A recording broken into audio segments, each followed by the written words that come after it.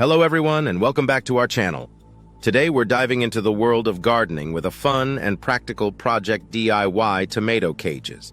If you're tired of your tomato plants sprawling all over the place, or if you just want to give them some extra support, then this tutorial is for you.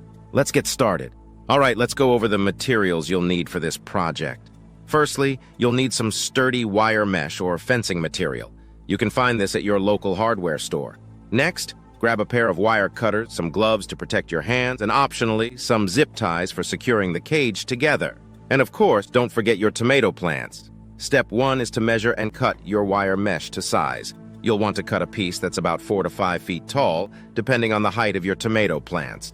Once you have your piece cut, form it into a cylinder shape and overlap the ends, securing them together with zip ties or by bending the wire.